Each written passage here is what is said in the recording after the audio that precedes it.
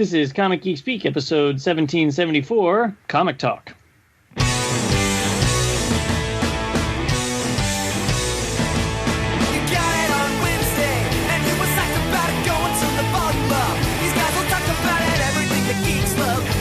Laser beams, opinions like the seasons on everything you read in comics, movies, games, toys, artists, Comic Geek Speak, Comic Geek Speak, Comic Geek Speak, Comic Geek Speak, Comic Geek, uniting the world's mightiest heroes. This is... I'm Bryan Deemer. I'm Ian Levinstein. I'm Shane Kelly. I'm Adam Murdo. And I'm Chris Everly.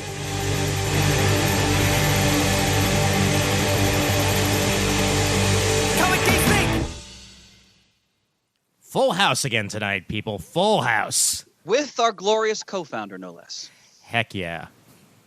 I don't know. Co-founder is not exactly accurate. It was my idea. My apologies. I'm just kidding. I'm just kidding. He's only half kidding. He's not here. I have to make fun of him. That's how this works, right? Oh, absolutely. Absolutely. It's his fault for not showing up, damn it. Well, you're going to make fun of me on here. We do that anyway. I mean, that's different. Fair enough. Exactly. We all have the right and the privilege, Chris. That's in our contracts. It is, and I revel in being that muse, gentlemen. Well, happy to have everybody back together again for this exciting comic talk. And I think we need to talk comic business before we actually talk comics tonight, guys, because it happened again. Something important happened. And it's yet again DC related. And depending on how you look at it, it's a good thing or a bad thing. But DC has officially severed its ties 100% with Diamond Distributors after the month of June has concluded. And very short timing on this, which is kind of the most jarring bit of it all, as a lot of shops were left in the lurch thinking that they had the options between the three, and now they don't. It's either UCS, Lunar, or Penguin Random House. No more Diamond for DC Comics. I'm a bit surprised it happened this soon. I don't know about you guys. I am too. I thought there'd be a little bit lead time if they were going to do that. Yeah. Well, I have to wonder, and I'm just spitballing here. Behind the scenes, did Diamond have serious financial issues that perhaps DC lost confidence in their proper ability to distribute the books? I don't know. I'm just hazarding a guess. But well, that's essentially one of the theories that came out. As there was an article that The Beat put out shortly after this all went down. And Brian Hibbs put out a big angry post, which does not surprise anybody because that's kind of all Brian Hibbs does these days. But Diane Whelan Nelson came out and put in her 2 cents as, a former DC president on what was going down, and she questioned the solvency of Diamond, and thinking exactly what you said, Chris, that may have very well factored into this as one of the reasons why DC pulled out the way they did. According to Diamond, they were asking questions to DC, and DC, rather than answering them, severed ties entirely. So it's probably somewhere in the middle. It often is. Yeah. But the guys that I feel for the most in this are foreign readers, because it's going to take a bit for those distribution arms and the shipping discounts and stuff like that to come back around for the UK and abroad. As Diamond had UK headquarters. UCS and Lunar, as of this recording, do not have overseas headquarters. Now, let me ask you a question, Ian. The names of these 2 new distributors, who are they in reality? I believe, if I'm remembering correctly, Midtown Comics is UCS and DCBS is Lunar. Okay. Yeah. So glad I don't have a comic shop anymore. Oh my God. God. There's a couple things we got to say, right? For people who maybe are listening and don't really know the ins and outs of the back end side of things, like Diamond has always been a bunch of money grubbing asshats, right? God, I missed you. I mean, they made it easy for comic shops to order because they just had to go to one place. So, it on one hand could be a nice thing, right? But they also were not really they were only interested in making money for themselves. They weren't really interested in helping the comic industry, right? I could testify that 100-fold. So, a major shift where Diamond loses some of their power has been long overdue, and it's pretty fantastic that, I don't know the people at Midtown, but we know the people at DCBS, and we know that they love comics more than probably. I mean, Cameron, probably loves comics more than any of us do. Right? I mean, that guy is a hardcore comic nerd, man. Yeah. So the fact that he's going to be, partially responsible for, getting comic shops some of their comics, that's probably a good thing. No doubt in the short term it's going to cause a lot of headaches for a lot of shops because now they got to order from multiple places, and are they getting their comics from from DCBS or from Midtown, and what if it alternates and some months it's one and some months it's the other, and somebody's not good at it as good as somebody else is, and whatever. It'll take some time to sort itself out, but it's really, really nice to not have this monopoly anymore, and it can only benefit all of us in the long run. Right.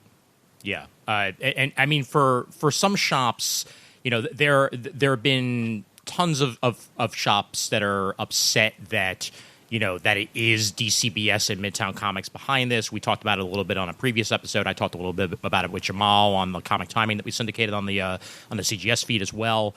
But a reminder that that's how Diamond started out, was in retail. They started out with stores as well, and then decided to, go into the distribution arm. So it's not like, history is in some ways repeating itself here. It's just that Diamond is still around, and it's the fact that, Diamond is being shut out from DC entirely. That is probably the biggest, peeve here, is that a lot of people, had Diamond to fall back on because they were used to that environment. Whether they liked them or not, they still liked what they knew better than, what they didn't know.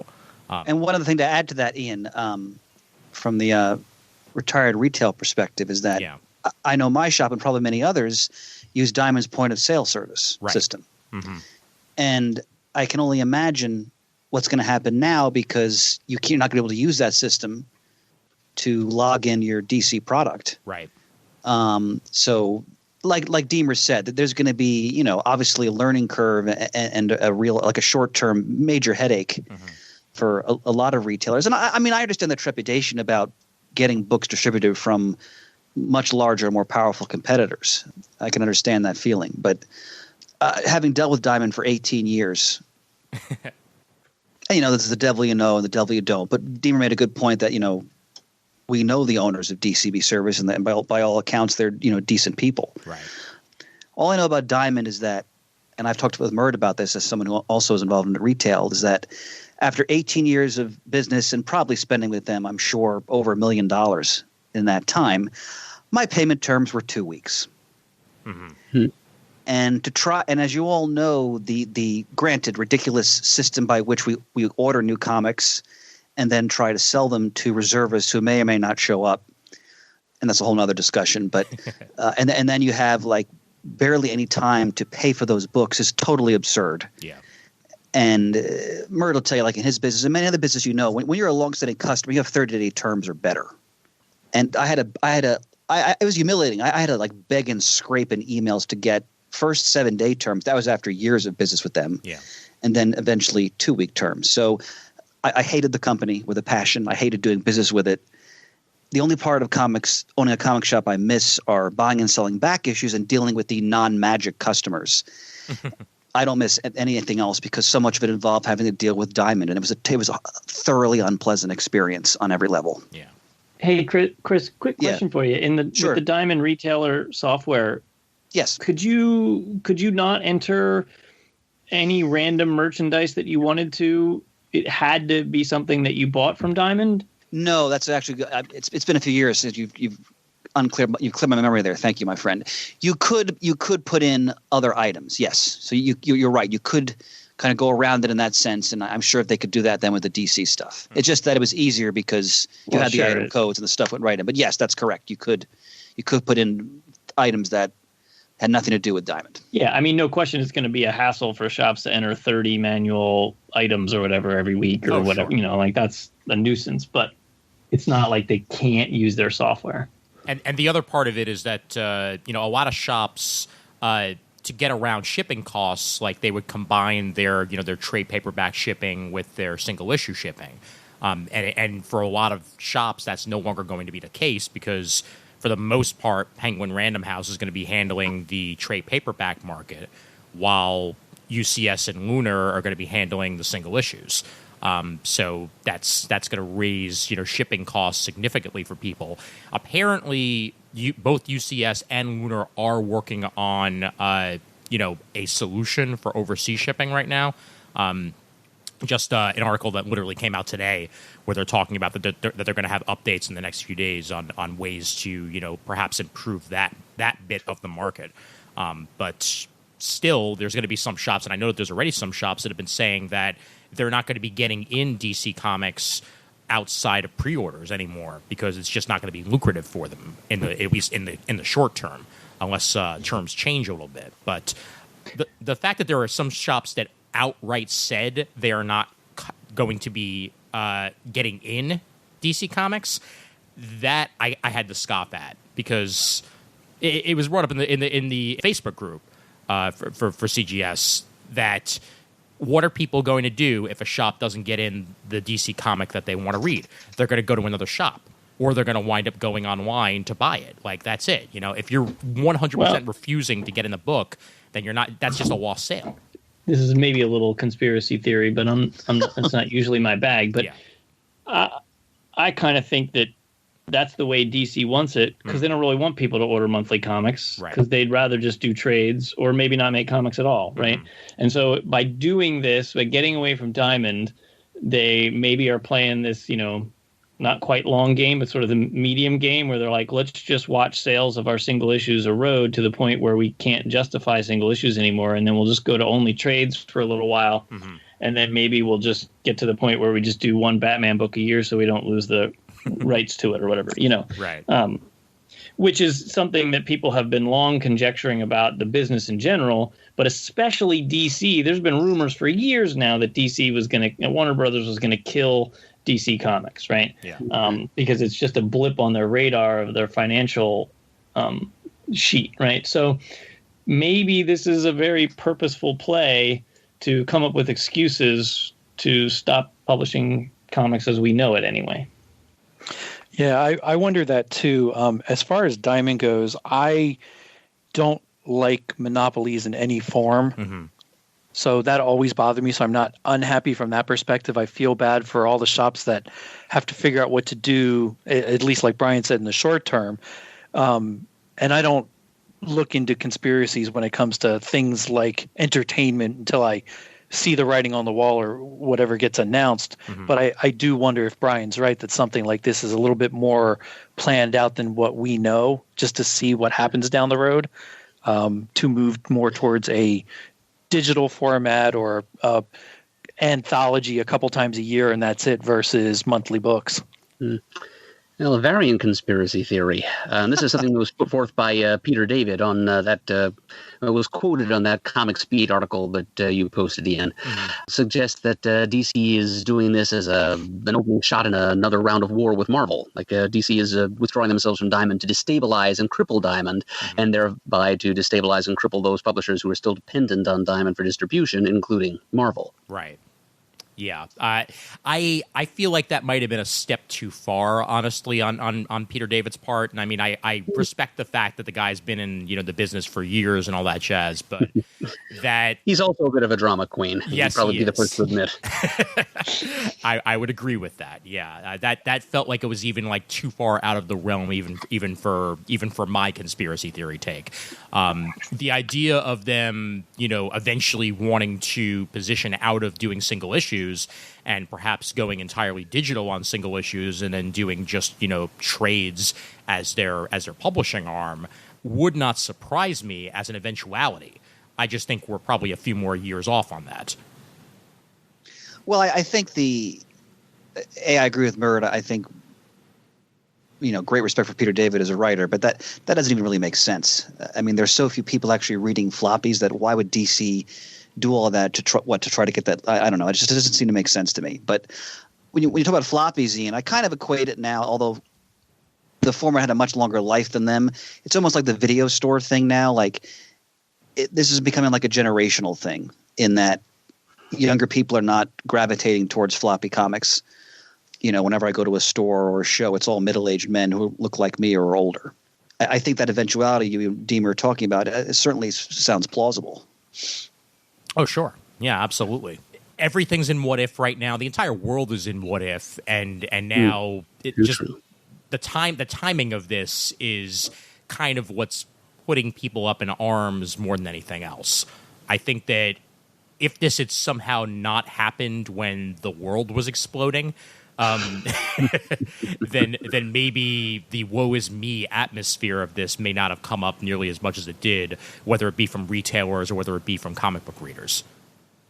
Well, you're right, Ian, because I mean, if I let's say I still had a shop today, I can only imagine the stress I'd be dealing with right now. Well, Murray can probably speak to this to some degree about desperately wanting to be able to sell my wares, and if you're already dealing with that kind of anxiety as a retailer, or maybe you're in some city where some, person decides to loot your store. Yeah. Then this comes on top of you. People may overreact and get really upset because you're dealing with. I think you made a really valid point there. I mean, if these were regular times, maybe this wouldn't have happened at all because maybe I'm again conjecture. Maybe Diamond was so close to its line that once business just stopped, maybe Diamond wasn't able to fully function financially anymore. I don't know. Maybe they were barely hanging on. We don't know what goes on behind the scenes. Maybe they were barely hanging on as it is. Right. Well, that's not a surprise, right? I mean, it was 2 weeks into the pandemic, and like every major billion-dollar company was, saying, "Oh, we're broke," right? And like, airlines, and things. It's clearly, big companies layoffs were happening. Money correctly. Yeah. So the fact that Jeppy would just be like building another vacation home instead of having a supply of money to keep his business afloat, like that doesn't surprise me. That's kind of de rigueur, right? Like it's just like that's what you do in business. I don't know. And I'm sorry, Mert, it should be de rigueur. I'm sorry, I said it wrong. In my haste. I didn't want you to think less of me because I misspoke. Ian, I'm not going to correct anyone's French. Don't worry about that. But if I have to do a German quote, then I got to be on my A game, right? Yeah, boy. What's Marvel saying about this? Anything? Well, Marvel, when it comes to, funny enough, when it comes to backstock, Midtown Comics' arm of distribution, because they have so many comics in their warehouse, are actually also going to be fulfilling some back issue stuff for Marvel, Image, and other publishers. Doesn't mean that they're going to be doing anything other than that with those publishers. It's just literally the fact that Midtown Comics has this stuff in their warehouse, and they can easily send it out to stores that either need more backstock or something else to sell. So they're going to be handling that. Other than that, Marvel has kind of been silent. I'm not surprised because I don't think they were at all ready to be switching away from Diamond. And I think for now, Diamond is what they're going to stick with. So I think unless they're given another opportunity or Diamond literally folds, I think Marvel's staying where they are for now. So it's going to be interesting. Murd, I'm curious what this will do for you. I mean, as a guy who very much is not into digital when it comes to single issues, if it's harder for stores to obtain them, or if the decision does come down that DC Comics is going to cease that and go digital only in the what if scenario of the future, how do you think that would affect your reading? It would give me a lot more time to read my backlog of paper comics. I've had this lined up in my mind for a long time. I know Pants felt the same way before he made the decision to stop buying new comics for other reasons. But basically, once comics become all digital, whether just from DC or from all companies across the board, that's when I just stop reading new comics. Fair enough. Murd, let me ask you this question. I mean, I can appreciate that. I get the paper versus digital. It feels good to hold in your hands. But is there a price point that would get you to bend on that. So, for example, the Viz app, the Shonen Jump stuff, right? It's $2 a month for all the comics that they have, the entire backlog of what they have available, and every new thing that comes out, right? So $2 a month is so cheap that even if you don't like reading comics, it's like, damn, that's like hard to argue with, like hard to resist. So if DC came out with an app that was $2 a month, would that price point lure you in, or are you like zero chance? Zero chance, I'm afraid, Brian. I mean, there's already plenty of very tempting apps and digital streaming services of what have you, offering not only digital comics, but all kinds of entertainment digitally. And I just turn a blind eye to all of it because I don't want to have to be squinting at a small screen all the time, irradiating my eyeballs. I mean, I'm fairly frugal myself. I always avoid, every time we do a previews episode, I talk about the price point of hardcover, and I'm just going to wait for trade paperback or not going to buy it at all. But in the final equation, I think it's worth the extra dollars to me to be able to just look at a piece of paper and to be able to keep that piece of paper and tuck it away and keep it as an artifact, a physical object, and a permanent historical record of this story that has been told, as opposed to just paying the $2 and having an unlimited supply of digital blips for me to stare at. Yeah, and I mean that's the worst part about the digital market is the fact that you don't really own any of the comics that you're buying on Comixology. Glorious. Yeah, but owning shit it just fills your house with junk. But that I cannot refute that at all, Brian. I'm drowning in back issues in my apartment, but what a way to go. But that's also a negative in some ways, Deemer, just for the fact that if a company were to suddenly leave Comixology, you could easily wind up losing your digital copy. That's right, always but I'm not talking about buying digital copies. Right. I'm talking about having a subscription service that then you cancel when you don't feel like reading. Right. And then if 3 years from now I want to reread whatever the Samurai 8, I'll just subscribe again for a month or two and reread them and then quit. It's just like I don't need to own any of the shows that I watch on Netflix. Yeah. I just, someday I'll cancel Netflix, and if I ever want to rewatch Stranger Things, I'll buy Netflix again. Like, I have like 8 DVDs left, like from my old collection. Wow. Like, who the hell needs those anymore, right? I'm not watching those. Yeah. And, it's just like the whole thing, like my house is like, I don't need more shit, and like, reading on my glorious 12.9-inch iPad, it's actually bigger than the real comics. Yeah. It's freaking fantastic. Spend the money on a digital device and then get the comics for cheap. Like that's...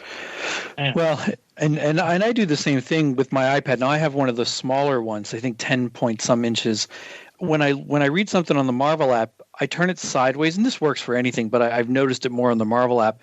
When I turn it sideways, it fills the page left to right, and I just take my finger up and down to see the whole page, but it doesn't take away from my enjoyment of the book, and it's a little bit bigger than what it would be otherwise.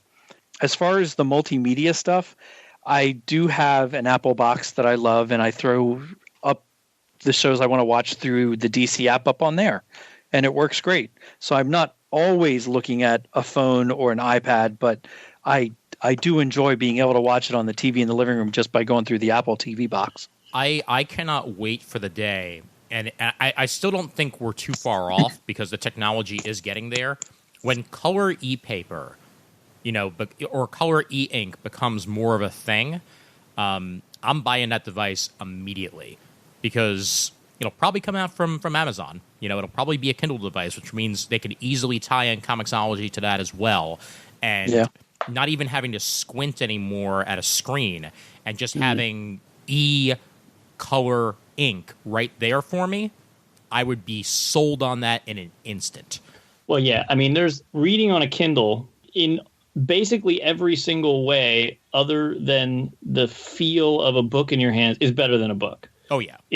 You don't have to, like, try to see the whole page, and like you can hold it with one hand and you don't have to get comfortable, and like I don't have to turn the page, and like I can eat my sandwich with one hand while I'm reading a book in the other, which is really hard to do with a real book. And like it's just better, right? I mean, I do read some books still because every once in a while I just like to feel a book in my hand. Sure. And actually, I say this about comics. Like I'm currently, other than the Shonen Jump app, I'm still buying paper comics, right? Because we get a shipment of comics. The kids love the comics. We read a lot of the same comics, and so it's just nice, right? But if there was a subscription app that was even close to the price of, what Viz is charging, then I would, get rid of those comics. And let me sort of like dovetail this into the generic comic talk aspect of this episode, right?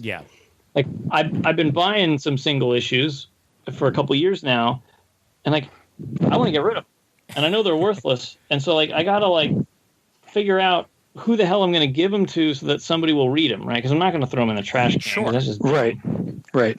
And we have a little free library in front of our house that I built a couple years ago, but not all the comics are for kids. Now, most of the ones that I get are fine, like Superman or whatever. They could read those. But like, do I put all of the issues I have? Do I put the first 26 issues? But then what happens when I have 27 through 40? Or like how do I break them up and bundle them and, put them in a plastic bag and say, here you go, do I do 10 issues at a time? But then some kid gets 1 through 10 and another kid gets 11 through 20. What the hell do they do with them, right? So it's a little bit of a conundrum because now I have a pile of comics in my closet that I don't want, but I'm not sure the best way to get rid of them.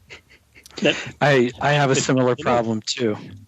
As I keep dwindling down my collection, the stuff I'm keeping is pretty much some of my favorite stories, like little 6 or 12 issues of a book for now, and my Justice League stuff. Everything else, if I have it in paper and I read it, within a year, I'm ready to get rid of it. Yeah, I donated about, I think, 7 or 8 long boxes worth of comics, including some trades that I didn't want anymore, to the Housing Works bookstore in Manhattan. Just because they sell comics, and it's also a good cause because everything is essentially for charity there, and I get to write it off on my taxes, yada yada yada, and I just to me that was easier than selling the comics or finding another place for them, because at least I knew that this was going to a good cause, and I know that Housing Works is more of a New York thing, and I don't know if that's readily available in other places, but if there are similar like charitable areas like that, it's always an option. Whether you're putting a full collection of a series or just some random back issues, like at least it's going to a good cause. Yeah. Or you can just go to. I mean, it's not as charitable, but you can also just go to, at least around where I live, there are pretty large, well-organized thrift stores. You can just donate the stuff there too. Oh, absolutely. Yeah. And I mean that's essentially what Housing Works is just a for charity thrift store. Like where you can find random back issues of comics or an entire collection of the Sarah Silverman Project. Like whatever the hell you want. Because yes, a friend of mine when we were dropping off my stuff went through their DVDs and found like the first 4 seasons of that, and I'm like, okay, whatever floats your boat. Hey guys, so just to throw this in as a quick addendum, pretty much right after we were done recording this episode, our buddies over at 11 O'Clock Comics actually put out an episode where they were able to interview Christina Merkler of DCBS and now of Lunar Distribution, all about Lunar and their switch from Diamond over to Lunar for DC Comics, and it's a pretty interesting interview in general, where a lot of stuff is cleared up, including stuff about international shipping and how they're working on it in a lot of aspects. So it is a ship that continues to be built as time goes forward. So if you get a chance, make sure to listen to episode 677 of 11 O'Clock Comics, as Jason Wood, David Price, and Vince B. Go into full depth with Christina on the situation. So just wanted to make sure I threw that out there before everything was all said and done with this conversation. I want to point out the reassurance of continuity. I knew once we got into floppies that at some point Deemer would bring up how important it is to economize one's living space. Yes. And that was so damn reassuring. And Brian, I want to say something. You're an inspiration in many ways, and I've started to do that myself. Now, not to your degree, but I've eliminated at least half of my DVDs. Nice. Doesn't it feel good? It feels great. I also got rid of almost all of my compact discs. So, yeah, having all the stuff and overwhelming the space, I agree with you there 100%. I wanna buy myself a. I still haven't yet because my current laptop doesn't have a DVD-R drive, so I need to buy a portable DVD-R drive. And once I do that, I'm gonna start ripping some DVDs, and I'm gonna start re-ripping my entire CD collection onto a hard drive, just so I have it backed up. And once I do that, I can say bye-bye to pretty much all my CDs and a decent amount of my DVDs because I'm not going to need them anymore. And I'm going to probably do, for as many of them as possible, the disc to digital that I talked about, I think, last Comic Talk. In fact, Ian, I started doing that before you even brought it up. Nice. Someone else, I forgot who told me about it. It might have been Ryan, but I've been putting a lot of stuff on Vudu. Oh, yeah. Yeah, and especially since it populates other, for the most part, populates other services as well. It's a ridiculously good deal. Yeah.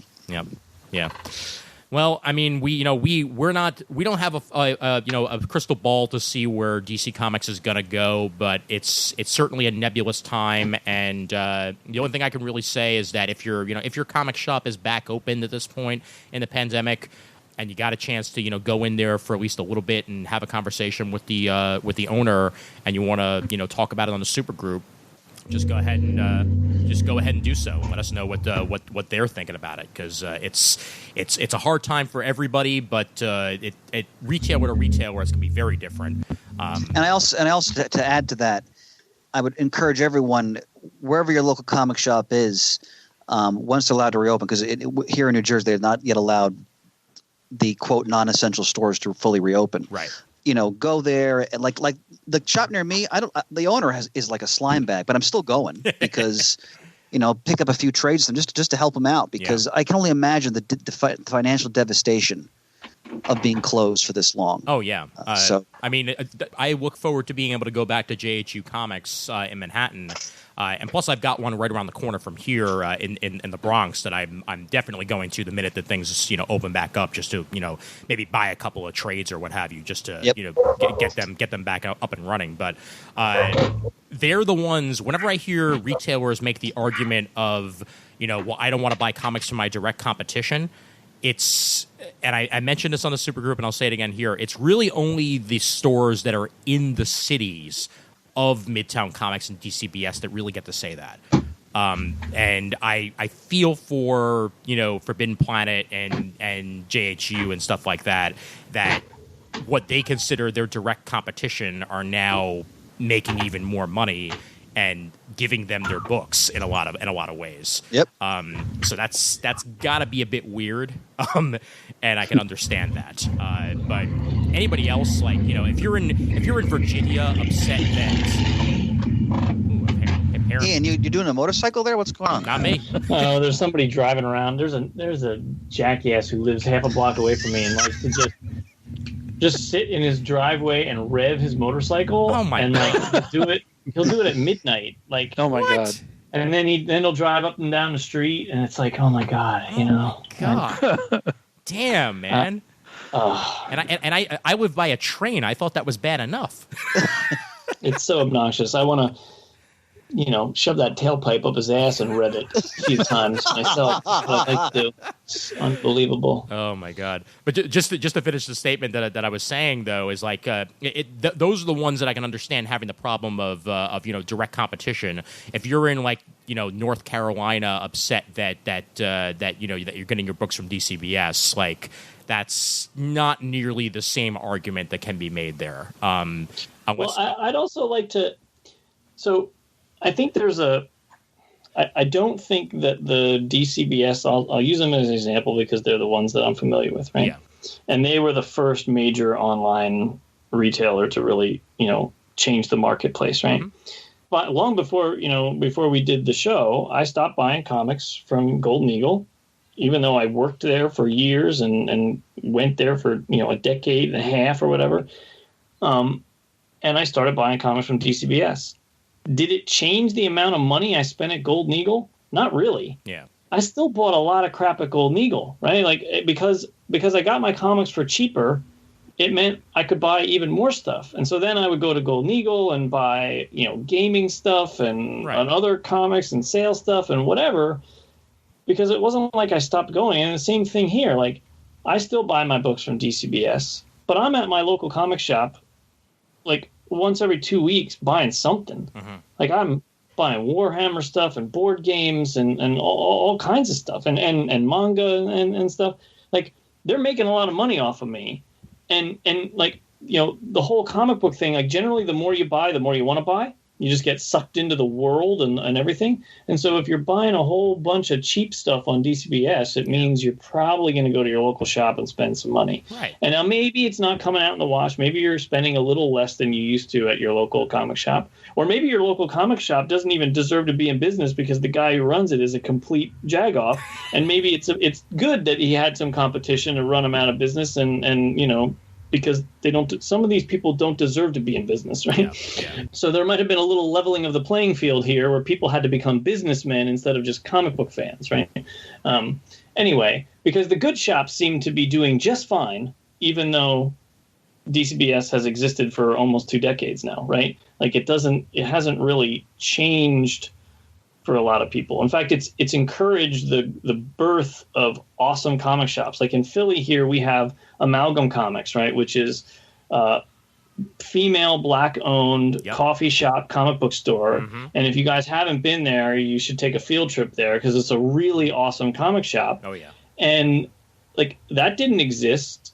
That was born well into DCBS's supremacy, right? And they're doing just fine. Right? And they have a loyal following, and lots of people love them. And these kind of shops didn't exist before DCBS, and now they do because you had to change. Retail everywhere had to change because of online. It's not just comic books, right? It's everything. And so now you have to worry about customer service and like all kinds of things that comic shops had the luxury of never having to care about before. And now they do. And so it was actually benefited a lot of us. The only thing it didn't benefit was some dirtball retailers who couldn't handle the competition, right? So I think it was maybe a blessing in disguise, and certainly some people who couldn't compete probably hate them to their core, and some of their customers who don't have anywhere else to go now are sad that they don't have a local shop. Right. But for a lot of people, it encouraged a change that is really much better. And comic shops are like a real place that are welcoming now and not just, a boys club. Right. So I think it's mostly a good thing. Yeah. No, fair enough, man. Fair enough. And again, time will tell on this whole damn thing because we ain't mind readers. Neither are you on the internet, whether you know it or not. Meanwhile, comics. Deemer, I know you finally got into one of my faves, and I can't wait to hear about it. Yeah, so for the last couple of years, I've been reading more and more manga because a lot of it, now not these in particular, Ian, but a lot of it, I buy, and the kids and I, we all take turns reading them, right? There's a lot of good stuff out there. And then I'm always looking out for more. And I don't remember what I had posted, but then you recommended I Am a Hero. Yeah. And so I like absentmindedly put it on my, Amazon wish list. And then my birthday was just a couple weeks ago, so I got it for my birthday. Nice. I had honestly forgotten all about it. And I read it in and it's volume 1, it's an omnibus style, so it's like, I don't know, 3 or 4 tankobons together. I don't know how many volumes Something it is, but like that, yeah. It's and I read it in like almost one sitting, right? It's like, okay, this is really good. Yeah. So then I ordered 2 more, and I finished the second one today, and I'll start the third one tomorrow. Nice. It's really good. So I don't like weird comics. That's why I hate Grant Morrison and other writers that some people love that I just can't stand because they're like obtuse for obtuse sake. Yeah. But this one has just a hint of weirdness that's just enough to make it interesting and keep you like, well, now I got to know what happens because it's not predictable because the main character is kind of an oddball. So it's weird in a good way. And it's a zombie comic, but it's very, very good so far. I mean, I've only read these 2 volumes, which again is like, I don't know, 8 of the regular, 6 of the regular volumes. I don't know how many it is, but it's quite good. I have quite volume good. 5 sitting on my shelf right now. Because my library has been closed, it should have been due like 2.5 months ago, and I've been putting it off because of that. But I'm probably going to finally sink my teeth into it. I'm taking a long trip up to Albany in another week or so. I think that one's coming up with me, and that'll be my nighttime reading. And I'm also making my way through 20th Century Boys, which is just so good. Oh, it's the best. Chris, have you read that? I have not yet. I think that you would like it because it's there's a little bit of historical stuff in it because some of it takes place in the like 70s, 60s, 70s, and then there's current day, and then there's a little bit in the future, and it's really Give me the title. Give me the title again. I'm sorry. 20th Century Boys by Naoki Urasawa, right? Yeah. Same guy who did Monster. He did Monster, yeah, which is also very good. Yeah. Well, your recommendations have never steered me wrong, so I'll be sure to look into it. And I'm reading another one. It's totally different style, but Witch Hat Atelier. Ian, have you seen or read that? No, I haven't actually. The artwork is freaking phenomenal. It's a fantasy thing about like witches and training and like wizards and stuff. So that's really good, and the kids love it too. That's like family friendly. That's cool. Is there an anime for that too? I don't know. I'm not sure. Okay. I did see that Netflix just dropped Drifting Dragons, which is really good, and we've been reading the manga for that. And that has a beautiful artwork style. It's super cool.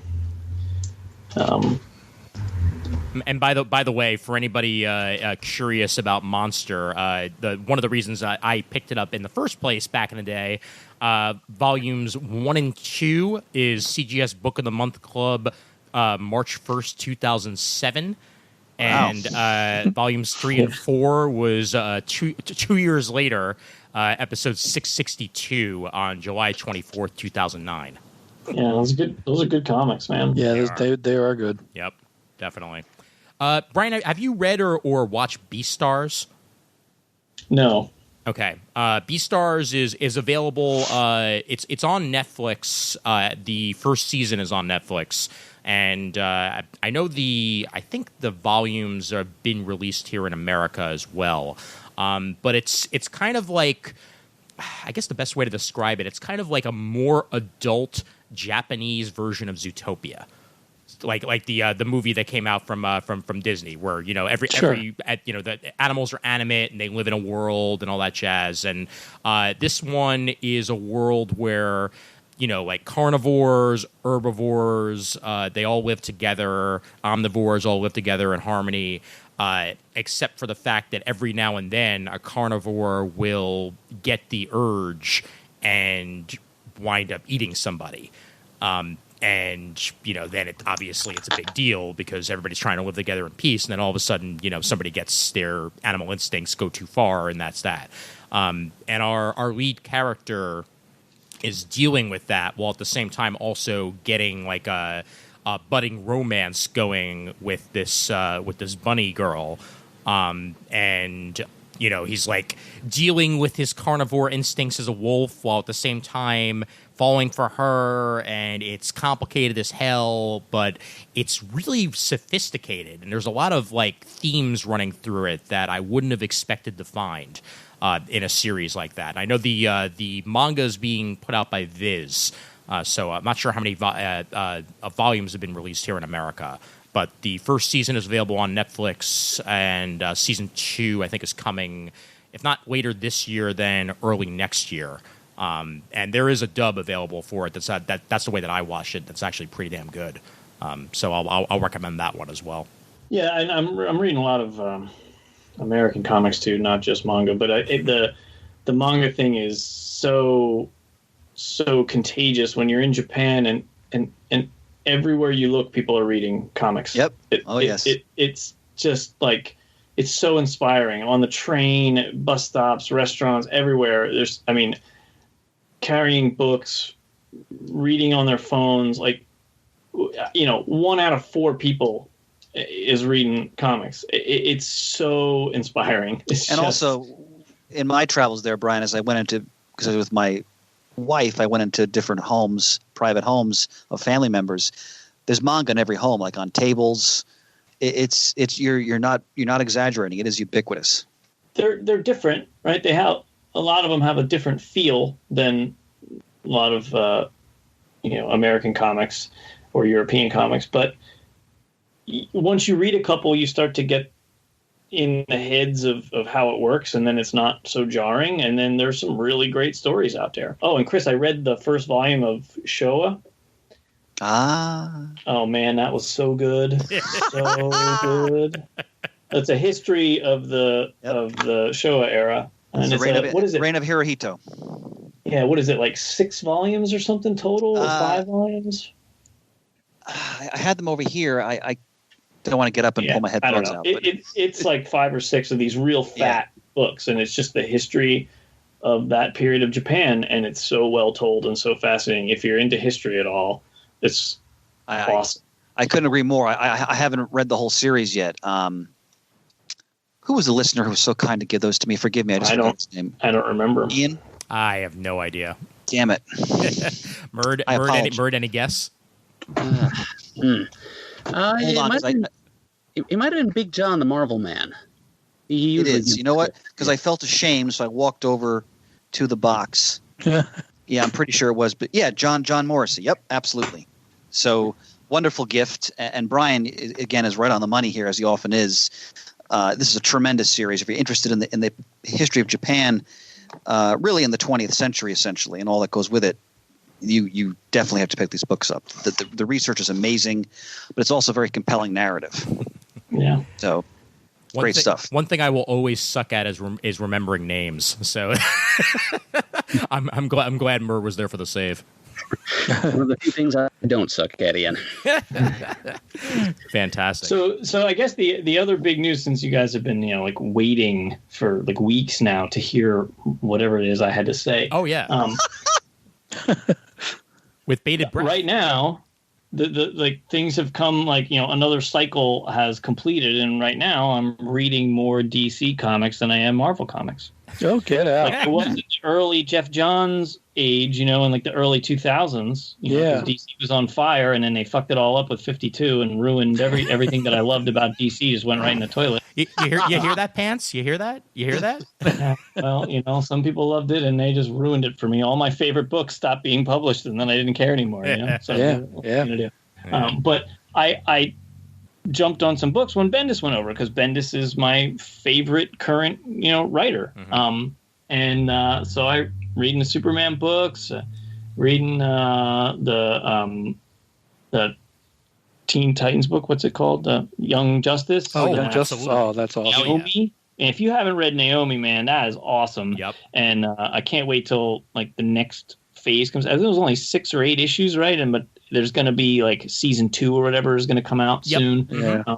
Yep. And he created a new character, right? Like, when in the big 2, people basically stopped creating new characters because they don't get the rights that they want, so they saved that for Image and Dark Horse. And Bendis, like, obviously, I'm sure his paycheck was pretty generous, and he just was like, maybe it was even in his contract, make a new character. I don't know, but whatever. He made a new character. It's a very good character. She is super intriguing. We don't know much about her yet, and it's just fun, right? Because the days of encountering new characters that are surrounded by characters you already know and love, like, that's the difference, I think. Like, yeah, there's tons of new characters every month from Image or Dark Horse or Boom or whatever, but it's not quite as fun because it's a whole new world, and it's more fun when those new characters are are interacting with characters you already know and love, right? Or characters you know and hate, right? That works both ways, right? Yeah. And so it was really fun to see this new character in this world because it's been a while since we've gotten new characters. So anyway, I'm just really enjoying a lot of DC books now, and it's fun. Like, I'm buying 2 Superman books a month. Like, I never in my life, like, I really don't give a crap about Superman by and large. But I was like, I got to see what Bendis is going to do with them. And there was some, not every issue is fantastic. I'm not going to like try to exaggerate and say, oh my God, you're missing everything if you're not reading this. But overall, the stories have been pretty good. And the like recent turn of events is like, wow, I wasn't expecting that to happen. That was cool. Yep.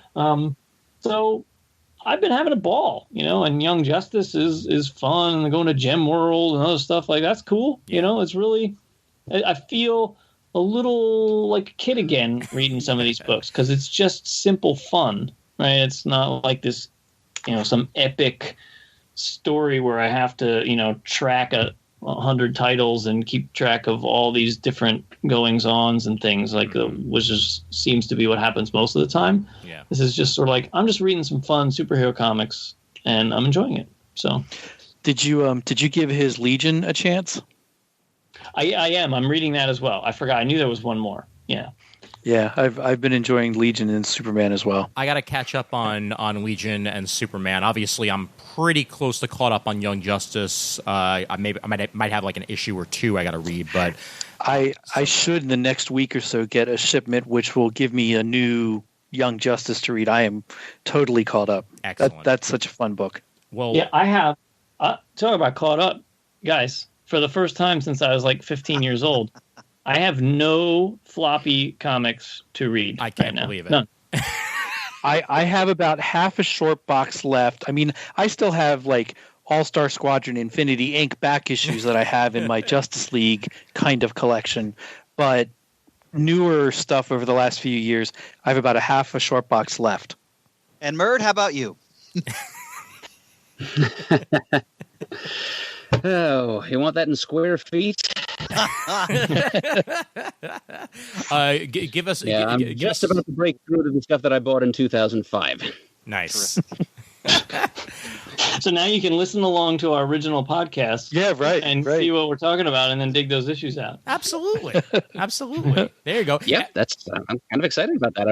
I've been anticipating this for 15 years now, catching up to the birth of CGS in my reading.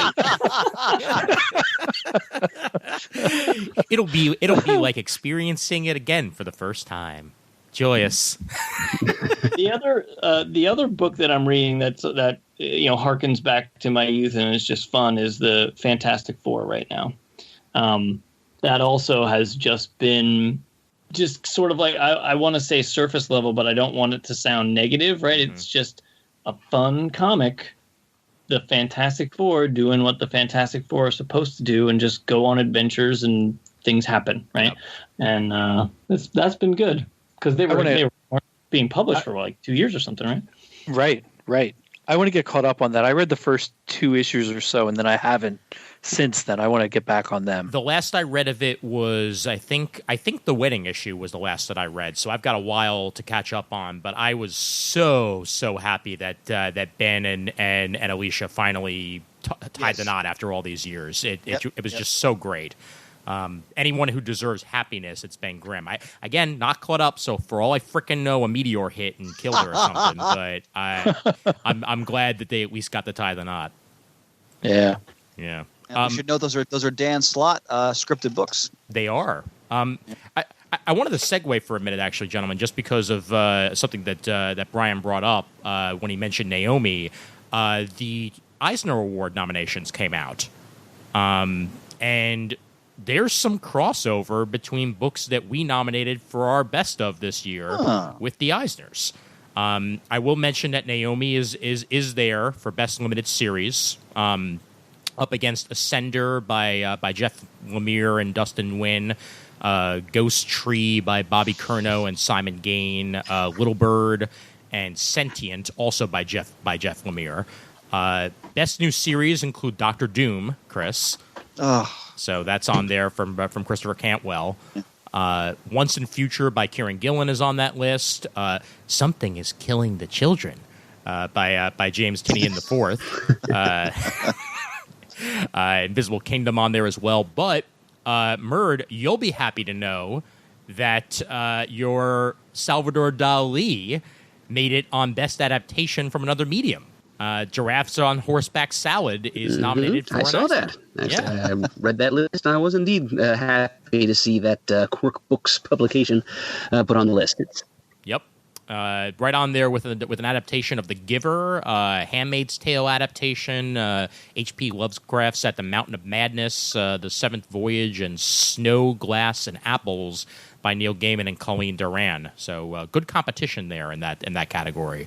And a couple other standouts. I know that best ongoing series yet again some love for Immortal Hulk, but there's no surprise there.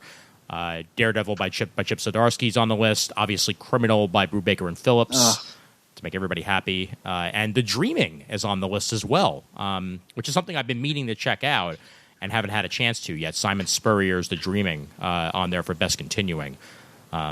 But overall, a pretty damn good list this year for the Eisners, and I'm glad that they're still going forward, even if San Diego Comic-Con is not. So something to look forward to. I'm sure it'll be a Zoom call or something. I'm also reading the Daredevil. I actually was getting that in trades because all my Daredevil stuff is all in trades, so I've been picking that up. And this is a fun little story. So a woman that I work with, she and her husband last year they moved from Toronto, where they're actually good friends with Chip.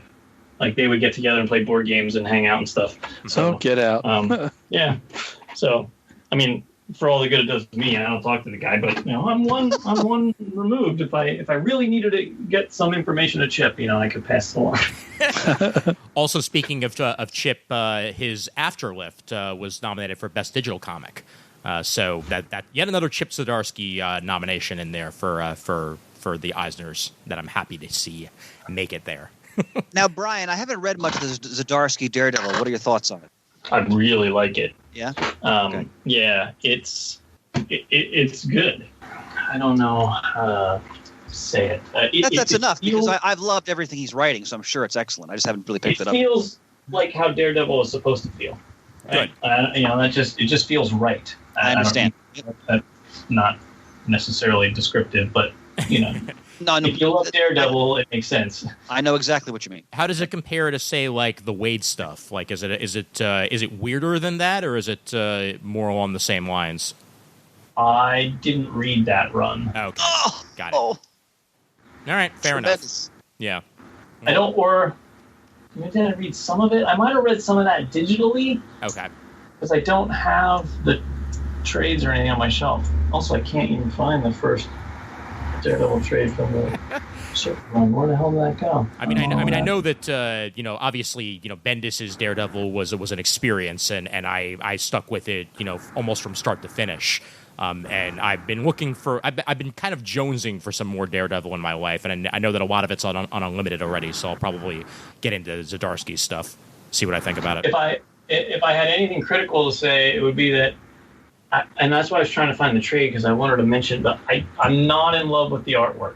I think it's fine, but it's not as amazing as I would love to see. Right? It's not Lee Weeks. It's not anybody who's done John Romita Jr. or Alex Malev. It's not that level. So that's the only thing that's a little disappointing, because I'm an art guy. So yeah. It's fine. It's not offensive or anything, but it's just not awesome. Well, something that I finally got a chance to read over at Marvel. I went ahead and read issue 1 of Hickman's X-Men, and I need to point it out for two things. One, Lionel Francis Yu on art, always great, and he works magnificently on the X-Men, and especially works really well here. Coloring sharp, everything's on point. But there's one line that immediately reminded me of Jamie and he probably would have absolutely loved this as well. There's one page midway through where Cyclops gets to say the amazing words, "On your right, be careful. They're sure to be savvy. All these apes have PhDs." Yep, he definitely would have loved that. Oh my God! And that just sold me on the whole damn issue there. That and Dinner with the Summers. Basically, the entire Summers clan gets together for dinner in the first issue, and it's so well done. I ordered the trade on that one because, I love Hickman as a person. He's a great guy to talk to, and also as a writer, he's written some really great things. But he often, for me, his work is very confusing. Like, I would say 7 times out of 10, I have absolutely no idea what the hell he's talking about, right? Like his Avengers stuff from a couple years ago, I was like, yeah, Hickman Avengers. I couldn't tell you a damn thing on even 5 seconds after I finished the book. So I was like, you know what, I'm going to buy this in trade because month to month, I'm going to forget everything that I read. I'm going to have no idea what's happening. So I ordered the trade. It hasn't shipped yet. Maybe we'll get it this week. I don't know when it comes out, but so I'll let you know after I read like 6 straight issues. Either I'll just throw it out the window because I don't know what happened, or I'll be like, it was great. It's going to be one of the two extremes because that's the way it goes with Hickman. I'd still love to have a beer with Hickman. I just don't always want to read his comics. And to yet again to be in the pants seat, episode 1080, Talking Shield with Hickman and Weaver. Talking about weird Hickman. That's sure as hell what Shield was. That Shield stuff is because I'll reveal this to the audience, so that's going to be a while. But I'm working on a Nick Fury spotlight, and that Hickman Shield stuff. Woo! I like it. I really enjoy it, but you really gotta take your time and read it. Yeah, you bear down and navigate through that because he actually, what he's done with those stories, he's added such an interesting new dimension to the whole sort of foundational history of the Marvel universe. Oh yeah. So it's a lot. and some of that they even incorporated into the Agents of S.H.I.E.L.D. show. Not a lot of it, but bits and pieces of it did actually make it there. Yeah. But man, Dustin Weaver is like fucking fire, man. That guy is awesome. Damn right he is. Yeah, no, he's one of my favorite artists, period. Yep. Shane, well, one thing we can announce is I think we should just start calling it Book of a Month because I don't think it's going to be a monthly thing. Yeah, Book of a Month when we decide to finish reading it and record it. Exactly. But we did choose what our next one's going to be. So how about you go ahead and announce that to the readers? Yeah, it's going to be Dark Horse Comics' The Star Wars, which is based on George Lucas's original screenplay. They put, I think it's 8 issues long. I have a hardback cover copy of it that I want to read. I know it's available on the Marvel app as well. So anybody who's interested to read it can find it there. But yeah, that's what we're gonna do. Yeah, and I'm looking forward to it. I'm a big fan of like what ifs when it comes to movies. And it's going to be pretty cool to read like his original treatment. Given the light of day that it could have had a very different thing. Oh yeah. All right, Shane, are you reading the new Star Wars comics from Marvel, like the main title? Yes, but I'm getting caught up from the first series that's out there. I'm like 25 issues behind on that, but I have that all digitally, so that's how I'm reading that. Yeah, Brian, These are the Star Wars comics we always wanted, right? Yes. I mean, yeah. God. Oh, they're so good. I'm sorry, Shane. Go ahead, please. No, I was just going to say the first 2 Vader series. I finished those. They were awesome. I have to catch up on Dr. Aphra as well. I've been reading and I praised it effusively on the air many times, but yeah. To dovetail with Brian here, I've been reading the flagship title currently and the various Darth Vader series they've done.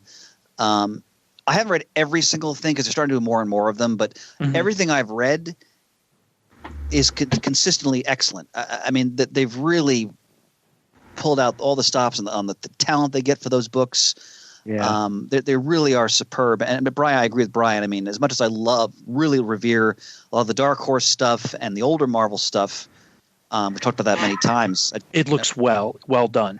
And Shane, you mentioned Dr. Aphra is a great new character. Oh, yeah. Fantastic new character. I'm really curious to see if they will put her in the movie somehow. Because she I hope at seems some point.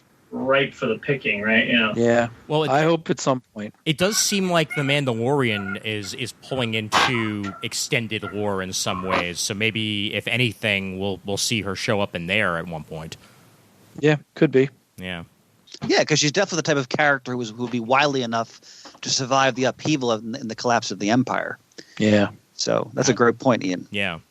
Especially since a version of Boba Fett is supposed to be showing up on The Mandalorian. Yes. I'm still hoping it's one of the clone troopers rather than Boba Fett, because that would be an excellent way to bring in the Clone Wars animated series into the main, Mandalorian series, or at least, live action. So that would be fantastic for me. So I personally hope it actually is Boba Fett, because that's one of the dumbest deaths I've ever seen a character in a film. Yeah. So, he got better. There's no way a guy with all that kind of weapon. What's that? He just flew out of there with his jetpack after they blew up the skiff and flew away. Like, that's completely plausible. He's got armor on. I mean, all the armaments on him. There's no way he was devoured by that thing. Plus, did it digest you for 1,000 years? Wasn't that the job? Yep. Somehow it keeps you alive in stasis for 1,000 years so that it can slowly kill you. It's really cool. Yeah. Shane, what you been up to? What you been reading? Well, I'm getting ready to read Motor Girl from Terry Moore, and I've been reading all the X-Men books that are on the Marvel app. So that goes through like X-Men, New Mutants, Marauders, all that. Every one of them has been excellent. I have really enjoyed all of them, and that's hard to say for me for a long while. I did not always enjoy all X-Men books. Mm-hmm. In fact, I usually disliked half of them because it was just too many. But I've really been enjoying this new relaunch they've done of them. Yesterday, I pulled out of my short box the 12 issues of DC's The Freedom Fighters, and I'm through issue 6 right now. The artwork's really well done. Story's kind of interesting. I'm liking it. They have a new generation of the Freedom Fighters, but they explained what happened to the first generation, the first team of them.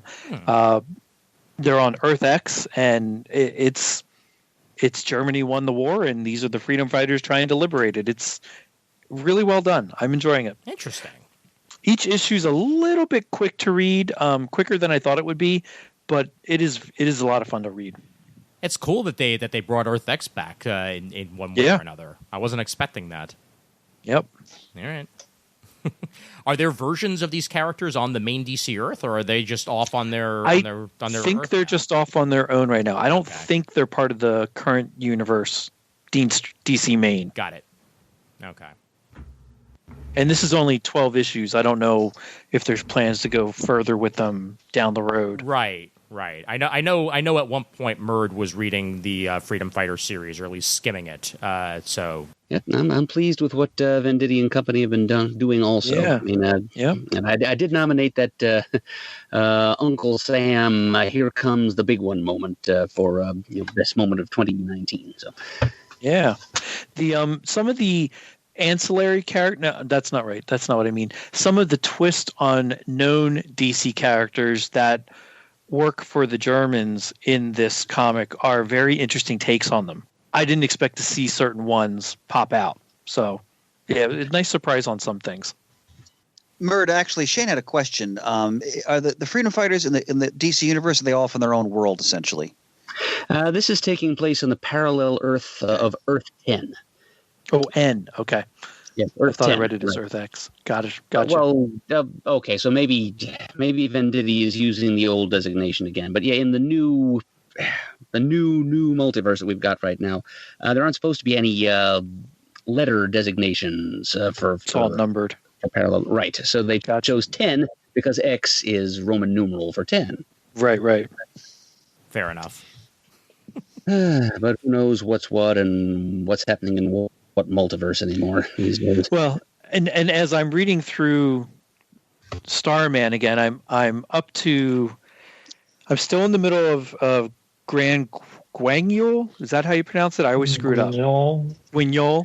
And I just got to an issue that featured Phantom Lady and Adam Strange came in now, and they're all trying to figure out what to do in Opal City to get it back from Culp. So, yeah, it was neat going from Phantom Lady and Starman to Freedom Fighters and this new version.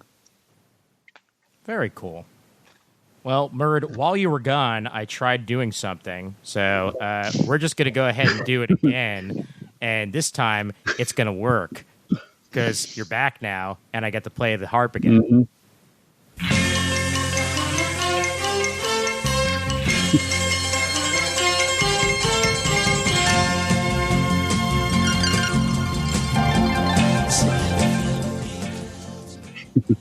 Sorry I had to do that to an empty room, as it were. Oh, no, please, please. The more harp, the better.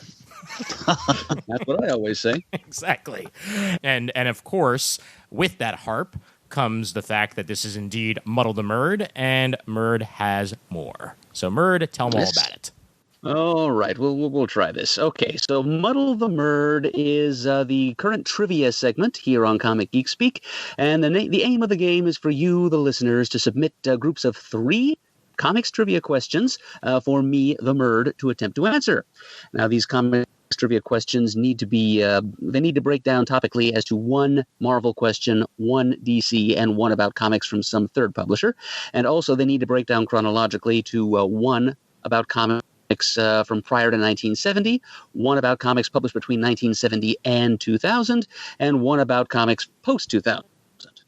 Now, if you, the listeners, submit 3 such questions conforming to these guidelines, and don't forget to include the answers along with them, and I failed to answer even 1 of them correctly, then you will have muddled the Murd, and you will then be entitled to a spectacular prize, which I will mail to you at my own very dear expense. Fan-damn-tastic. And what is that prize this time? Well, I managed to find 1 more piece of original art that we can offer people, a little smaller and affordably mailed.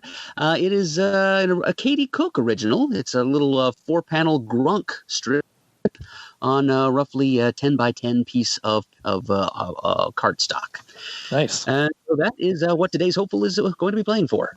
Okay, fantastic. And today's hopeful's name is Britton Payne, a.k.a. John Britton, and this is his 3rd attempt at muddling the Murd. And I believe he has been successful in the past and muddled me in most spectacular and humiliating fashion. Well, this one is a theme, and we do like those. And often fun. Yep. We will begin with DC 1970 to 2000. Which DC Universe king might dial up a seemingly endless number of heroes? Well, that sounds like Chris King. You are correct, sir. The Thank you, Britain, for...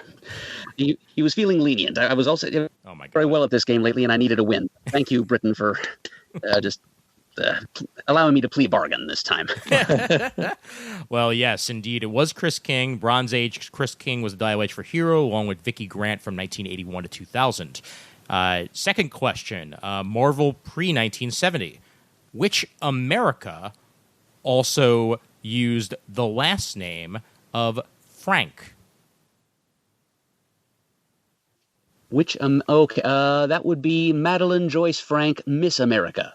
You are correct. Wow. Madeline Joyce was the Quality/Marvel heroine who later married fellow Golden Age superhero Robert Frank, the Wizard. Vintage Murd. Vintage. Wow. Murd. Yep. And that'd be Wizard, not Wizard. Wizard. Sorry. Yes. And Mongoose blood. Right. Classic.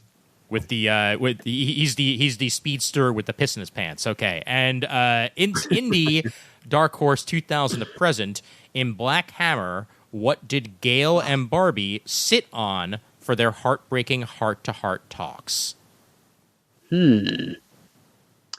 All right.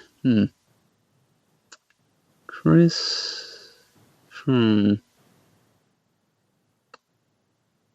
Okay, so Britt told us in advance here that there was a theme to these. Now, in the past, I mentioned earlier how humiliating my last muddle at his hands was. I think he muddled me using answers to questions that were the syllables of my own name. And I did not see a pattern at all. Awesome. So we've got Chris King, Madeline Joyce Frank.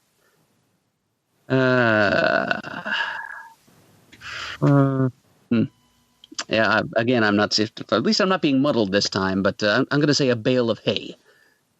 The answer is The Barn. Chris, Miss, Barn. Barn, okay.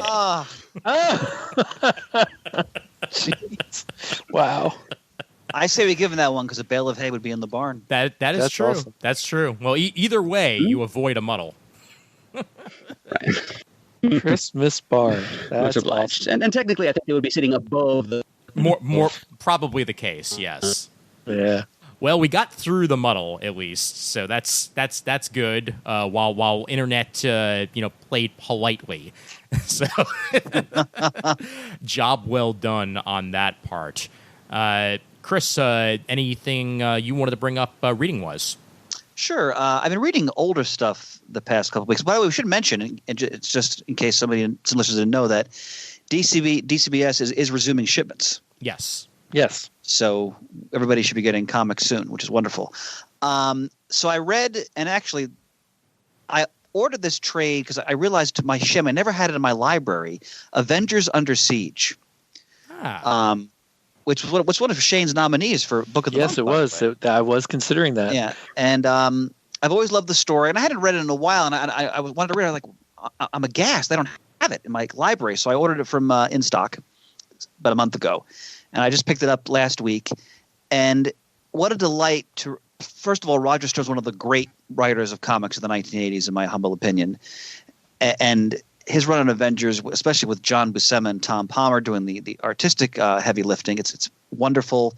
Again, 1980s Marvel is the continuity is still very tight because it's only about like 25 years from when the Marvel Universe started. So you're getting great callbacks to older events. Mm-hmm. And of course, you have that 80s emphasis on thought balloons, captions, dialogue, which I really love. You don't see that style really today. And of course, the main story is Baron Zemo gets a bunch of the Masters of Evil together, and they take over Avengers Mansion, and it's considered one of the classic Avengers stories. We did our Avengers Spotlight some years back. Maybe we can do a more focus on the story down the road, because it really is one of the best Avengers stories I think that's ever been produced. The great emphasis on characterization. You got epic moments, but also really small, nuanced character moments. It's also in some ways kind of a brutal story. Like the Masters of Evil are really evil in this story. I mean, they do some pretty awful things to some of the Avengers. Mm-hmm. I remember when I was reading, I was probably in middle school when the story came out. It really struck me how villainous the villains were. There's like one scene, for example, where Jarvis is nearly beaten to death. So it's a classic. And if you're an Avengers fan, haven't read it, I highest recommendation. Jarvis gets beat up a lot. Yeah, but they put him in the hospital. Oh boy! Like he loses an eye. Like he's really beaten badly. Sheesh. And the other story I've been reading, and I've mentioned this on the air before. I've always had a soft spot for it. Micronauts. I'm reading issues 1 through 12, the Bill Mantlo, Michael Golden opening story arc. And let me tell you, maybe someday we'll do a fully pun intended, a micro spotlight on the first 12 issues, because it's a really great late Bronze Age gem. And it's an example of how you can take they did the same thing with Rom, which is also written by Bill Mantlo, coincidentally. And this is kind of his forte. He'd take these licensed properties. They really have a lot of narrative meat behind them in terms of the toys themselves. Mm-hmm. And he blows up a whole world out of it. And it's Michael Golden artwork. I mean, the early Micronauts issues are really fun.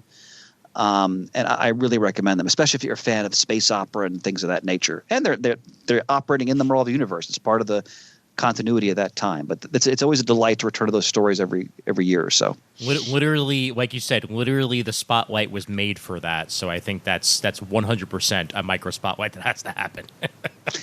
Ian, with your validation, I feel soft and nougaty inside. Thank you, sir. Delightful. That was disgusting. I think. I said that for you, Deemerific. I said that for you. Yeah, I'm not sure I ever wanted to feel like a Three Musketeer. I should have said warm and nougaty. How about that? That's even grosser. I'll say for the sake of Deemer, since I know how much he loves Grant Morrison. I finished Doom Patrol season 1 on HBO Max. Technically DC Universe, but now it's available on HBO Max. And it is amazing. I love it to pieces. Yet again, Animal, Vegetable, Mineral Man is now like the character of this house. Amazing. I cannot get enough of him, and I cannot wait for season 2. And I'm gonna go ahead and start reading the Morrison stuff and see what I think of it, because if it's anywhere near as kooky and zany and crazy as this, I'll love it. But I started watching Titans as well on DC Universe. And that is the definition of a backdoor pilot. The 4th episode of Titans.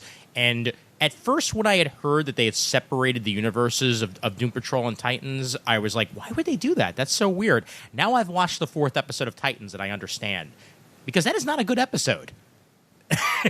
It is almost the exact same cast that you're presented with in the Doom Patrol series, except you don't get Timothy Dalton as the chief, and the guy that they have playing the chief is like devoid of character and personality in like any way. Wait, Ian, are you saying they have a different version of the Doom Patrol because it's a different universe? Yes. Well, so they when they filmed the Titan show for the DC universe, the 4th episode has a Doom Patrol cameo, and it has all of the characters in it, but somebody different is playing the chief. Then when they did the Doom Patrol show, Timothy Dalton plays the chief. So they were basically able to get around the fact that they introduce the Doom Patrol in that and say, well, this is another reality. We can do whatever we want. And they also don't have to tie in Beast Boy in any way. Because in that episode, you learn that Beast Boy was essentially raised by the Doom Patrol, like what was the case in the comics. And they don't mention Beast Boy at all in the new series, even though Cyborg's in it. Right. And Cyborg's not really mentioned in Titans yet at all. Exactly. Yeah. So I'm glad they separated it after watching that episode, because again, I had a visceral negative reaction to that 4th episode. See, and I'm fairly certain that was not necessarily the intent of separating universes. Right. That's something that came out of the Crisis crossover stuff. Yes. For the Arrowverse. Even if they went back to having him in the same universe, I would just write that off as somebody else played the chief, but it's still better with Timothy Dalton, so we'll just go with that. Yeah, exactly. But even like the feel of it is different. Like the personalities are different. A little bit, yeah. The chief is 100% different. He's actually, he's more cruel, I'd say, in the Titans version than he is. A little bit more sadistic, yeah. Yes, definitely. And their purpose for existing even feels different. That they're essentially finding people with issues and either fixing them or in some ways almost like forcing them to be there. I don't know, it just rubbed me the wrong way, and I'm very glad that they didn't stick with that for the series, because I think it would have been to the detriment of the series. Well, and you're watching it much closer together. Like I watched it in the Titans, and then months later watched Doom Patrol as a series on it all by itself, and totally out of sight, out of mind for that one episode, kind of. Mm-hmm. Yeah, Brian, I assume you haven't watched it, right? No, I haven't watched any of that stuff. Okay. Well, I would love to see if you ever do decide to at least start watching the Doom Patrol show and just see just how much more you like it, or if you like it any less than you like Morrison. I'd love to find that out just for my own gratification. I don't know. These shows, like the bar for good television is now so high. Oh yeah. So high. Like I watched Picard, right? Yeah. It's pretty good. Yeah. It's nowhere close to as good as it should have been because they like what you know. There's so many amazing shows and like shows now feel like movies. And you watch Picard, and it's very clearly a television show, right? Like their budget, the way they film it, the lighting, I don't know, whatever it is, it's like, it's a TV show. Well, Like, that's one thing that I'll say Doom Patrol had going for it, though, was production value and the fact that, to me, personally, I would put Doom Patrol on a high echelon of television right now. I don't know if everybody would, but it hit all my buttons. Like more so than even like the CW stuff in any way. Yeah, it's leaps and bounds more budget than the CW stuff. Oh my God, yes, yeah, and you know it doesn't look cheesy in any way, which is nice. But there's Ian, I have a multimedia consumer question for you. Sure thing. So you mentioned HBO Max. Yes. Now I have HBO Now. Is the only difference that HBO Max has Friends on it? No. It has Friends, it has Big Bang Theory, it has original programming that's coming out. Chris, they're upgrading you automatically get an HBO Max account if you have HBO Now. They're getting rid of HBO Now and it's being replaced by HBO Max. But it has been the most confusing rollout ever because I agree. They have and it doesn't help that it's not on Amazon Fire Stick, but is on almost everything else. Or Roku. Roku doesn't have it yet either. Roku. Yeah. Right. Yeah, because I have Roku TVs and the app isn't appearing. Exactly. Yeah, it's not going to be there yet. But you can get it on your tablet, your phone, your computer. Just use your regular HBO login I don't like to log into that. On my phone, but so eventually it'll be on Roku then. Yes. Once they stop having a shoving match, it'll be on Roku. Yeah.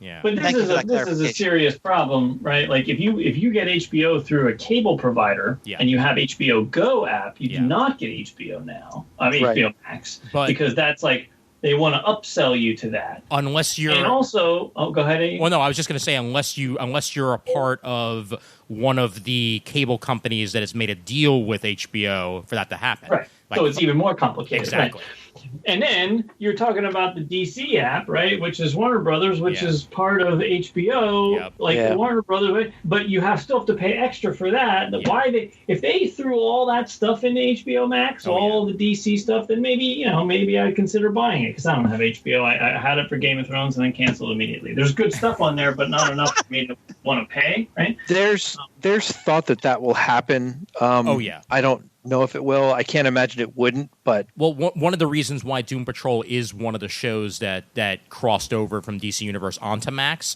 is because of how much it costs to make. So it did not actually justify keeping it just within DC Universe. They would not have been able to make a second season unless they had more people to watch it. And they believe that will be the case with it crossing over to HBO Max. Right. Why they're not doing that with Titans and all the other shows like Harley Quinn? Well, I don't get it. I think Titans is more specific to the superheroes that we would know. Doom Patrol is, but it would appeal to a wider audience in its writing, in its cinematography, in its effects, how it's produced. Yep. Well, it's not so pigeonholed into the DC universe. Oh yeah. But I'd say one of the main things I'm looking forward to on HBO Max once they get off their ass and make a deal with Roku, because I'm not doing the pain in the ass of connecting my laptop to my TV just to watch HBO Max on a regular basis, because that's silly. Because mirroring just doesn't work the same. Like if you mirror from a phone to the TV, it's good, but it's not great. It's not cool. Yeah. But they have almost every single Miyazaki film on HBO Max. Yeah, they do. Yeah, they do. And I cannot wait to sit down and just watch as many of those as possible. Plus a bunch of Criterion stuff, and that's what's going to make it worth it for me in the end. Isn't there a Criterion channel? Yes, there is. Okay. Just to confuse things even further, Chris, not every Criterion movie is on HBO Max, but every Criterion movie is on the Criterion channel. So go figure. Of course. Yes. It's like this double dipping stuff is like infuriating, right? That's why, while there's many reasons to dislike the Disney Corporation for all kinds of shit that they do, it's like I got 3 years of Disney Plus, and I paid like $4.60 a month because I got that like early bird special. Mm-hmm. And So did I. And it's just all their stuff. And yeah, it's not every Disney movie yet, but they're adding more every month. And eventually it'll be every Disney, every Buena Vista, every Fox movie, every Miramax movie. And I get it all for $4 and some cents. And HBO wants to charge me $15 a month for, it's like, get the hell out. You're like, you completely missed the boat now. Yeah. You know, Disney owns way more shit than Warner Brothers does, and they're charging, you know, a third of the price. Like, F you, you know. Does HBO justify that? Because you have a good point. Do they justify that because of their original programming? Is that their whole... Well, maybe, but but Disney has, you know, the Mandalorian, and then there's Marvel shows coming soon, and they have other stuff for kids that it doesn't matter to me, but it's all original. Not, you know, it's hard to compare that to, you know, The Wire and The Deuce and some of the stuff that HBO's done, but it's original content. I mean, I've been waiting for a Star Wars TV show since I was 6 years old, so sure, it's worth it, right? Yeah. And it didn't disappoint. So Disney's doing original content, and I think, and this is what I am most excited about, is this potential, the fact that Disney is, especially with this Marvel stuff, is going to make Marvel shows, TV shows with the same actors who are in movies, and then they're going to be on the small screen, and then they're going to go back to the big screen, and then they're going to, and this, it blurs the lines between what's a movie and what's a TV show and everything, right? Mm-hmm. And Warner Brothers, not that they won't copy this if it's successful for Disney, but so far they haven't talked about this at all, right? And again, in typical Warner Brothers, like somehow they completely miss the boat on the big ideas, right, that are successful, and they mess around in their own thing with like their fingers in their ears going, la, la, la, I don't hear anything that's happening in the world. They seem to be doing the same approach, like let's charge 3 times as much and not do the same cool stuff that Disney's doing. I'm sure that'll be successful. But anyway, you know, like I'm super excited for this future where we don't even know. And then Disney's already done this where they've had a couple movies now just straight to Disney Plus. Mm-hmm. I know it's the pandemic, but like, it worked for them. And maybe that means we won't have to go to the movies as much, and we'll get awesome content right on our screens. And sure. I don't know. It's pretty cool. I'm super excited about the Marvel stuff in particular. I think it's going to be exciting. Yeah, me too. Well, me too. The biggest problem I have, and talking about, you know, double dipping, you know, just as an anime nerd, there's some content from Crunchyroll that's available on HBO Max. Some content. Not all of it, but some of it. And yeah, if Crunchyroll was 100% inside HBO Max, I would cancel my Funimation account and just go get HBO Max, and I'd be like, cool, now you got an extra $7 from me that you weren't getting. But no, they're like, nah, we're going to put a couple shows. And I get my Crunchyroll through VRV, and it looks like almost 3/4 of the content that was exclusive to VRV is going to be on HBO Max. So I'm going to have to make some decisions in the next couple of months, you know, to maybe cut some money and just, you know, straight up go on it. But Chris, I think this is one of the things we brought up while you were not with us on last episode was HBO Max is going to have the Snyder Cut, it is the Justice League version that we never got to get. Zack Snyder is going back in and cutting things together, and there's going to be some ADR with some of the actors, and they're basically putting together a brand new cut of Justice League that's going to be available in 2021. And we'll have to review that on our show. Oh, we most definitely will, and maybe I'll like it more than the last movie. We'll see. But, you know, I think I urge everyone to not subscribe to HBO Max or cancel if you already have it, and that way we can force them to lower the price so that they, you know, get more on an even playing field, because it's bullshit. Or if you're like me, you can have a mom who got HBO via FiOS and is using her login for HBO Max. But, you know, that's beside the point. You know, I mean, share and share alike. Am I right? I got that's the way it goes. God, I miss that demerific power to the people, righteous wrath.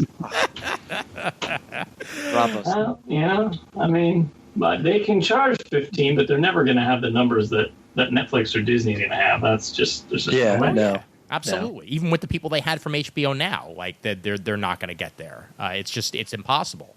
And especially now that Disney owns Hulu, you know, like Disney Disney's got Disney Plus and Hulu in the palm of their hands.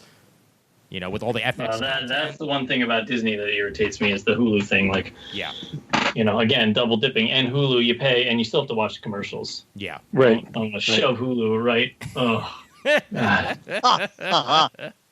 Oh my God! Although I do miss the days when you would hear the following program is brought to you with limited interruption by Flonase. I miss that guy. It wouldn't be so damn bad if they showed different commercials.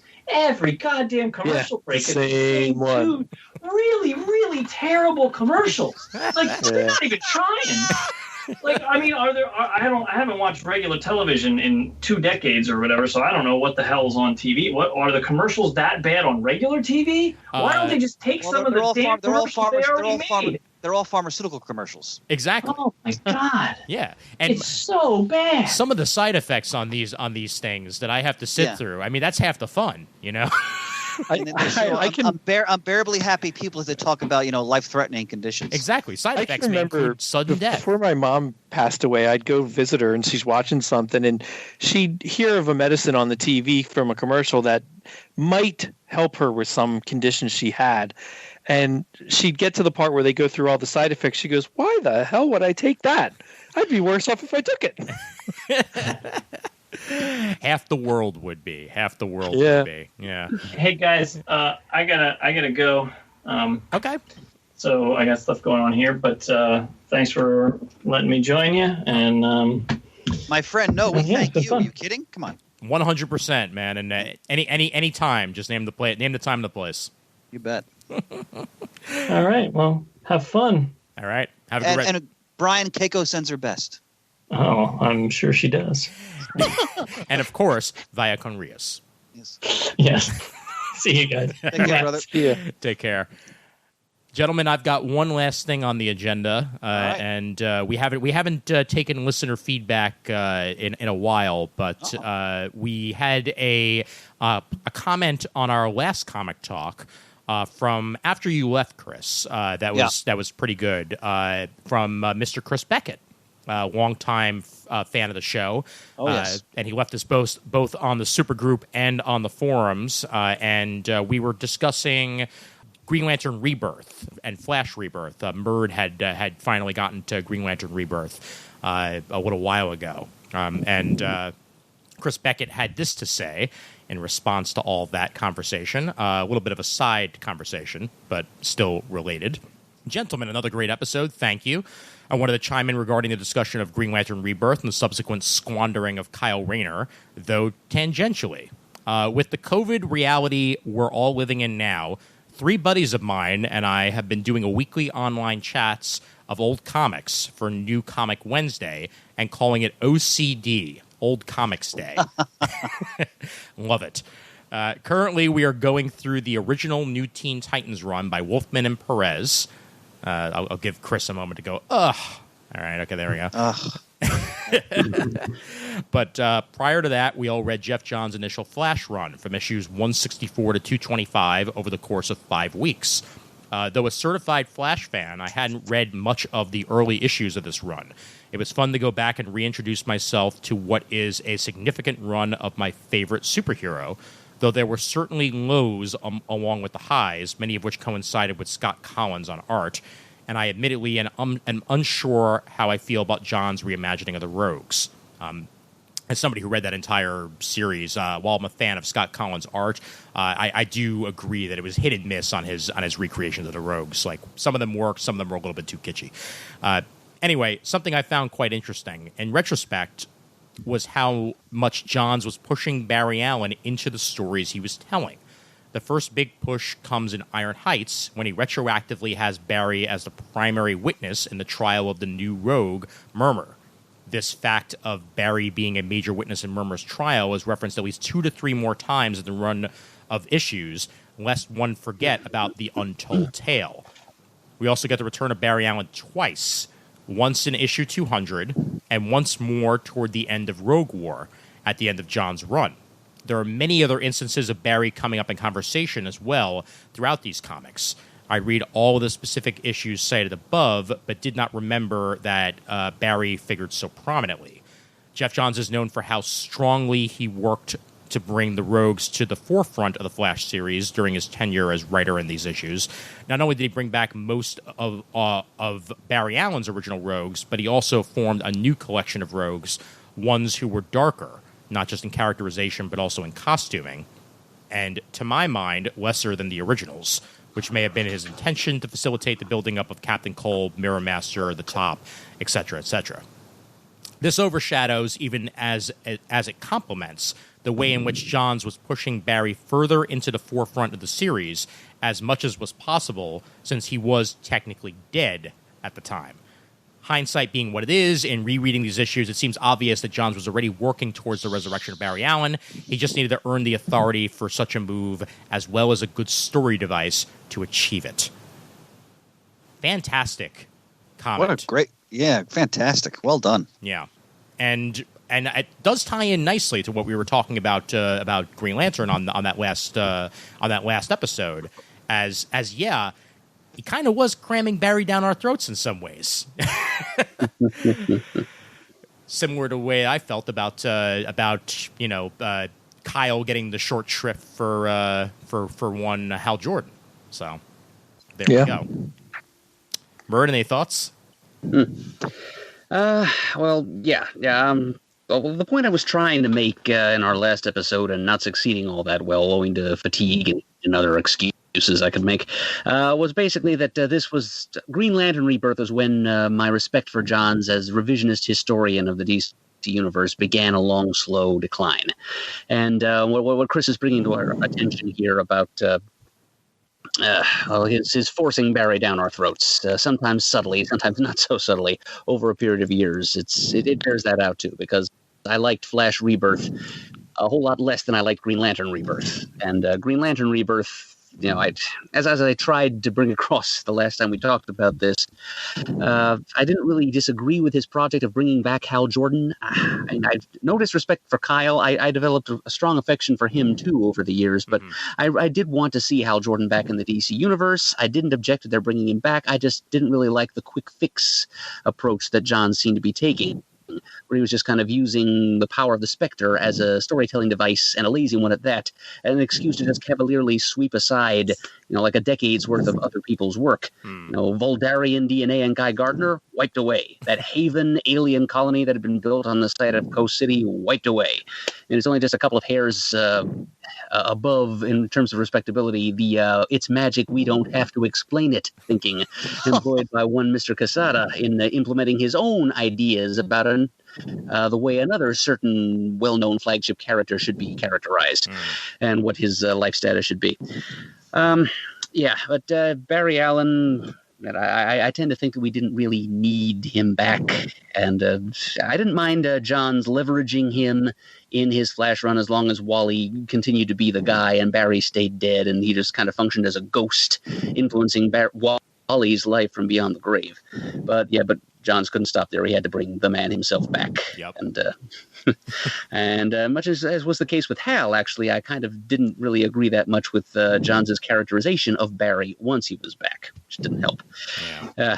And as far as the Rogues thing that Chris also mentioned, I think that's one of the strongest parts of Johns' run. But I'll agree with Chris and with you, Ian, that it was kind of hit or miss. Yeah, well, I think that of the new Rogues that probably worked the best was the new young Trickster. I actually really liked him in personality. Yeah, I'd agree with that. Yeah. And I enjoyed, like you all have said, I think that his Rogues treatments were hit or miss. I did like the new Trickster. Yeah. Chris, how much of that have you read? I haven't read really any of that. I mean, I'm familiar with what happened just because I had a shop, so I just kind of made a point of kind of knowing what was going on with all the major characters, but I didn't really read much of it. I haven't read much Flash in my reading life, to be honest. It's one of the holes in my reading of superhero comics. Okay. I really haven't read much Flash. Green Lantern I've read a decent chunk, but I enjoyed that run on Flash when it was Wally. That huge chunk that started with oh my God, who started that before Johns took over? Mark Waid. Mark Waid. That whole run from Mike Mark Barrett Waid, even before that. That's true. Well, yeah, that's true. That whole run is spectacular of Wally being the Flash. Mm-hmm. Yeah, definitely. And then the only Barry, I continue to say, the only Barry Allen I've cared about in outside of the TV show continues to be Joshua Williamson's run on DC Universe Rebirth: The Flash. And unfortunately, that will be coming to an end soon. He did announce that I think the next arc of The Flash will be his last for now. He's saying it's not the end of him working with the Flash family. So there might be something new. How many issues did he write, Ian? Oh, tons of issues. I don't have the exact number ahead of me, but he has been on the books since 2016. So since they did the whole rebirth thing. You got it. Not rebirth. I mean, the whatever they call that. New 52. New 52. Exactly, yeah. So Okay. he's been on it since then. So it's a ton of issues. And whether he, I certainly hope he continues to work with the Flash in some way.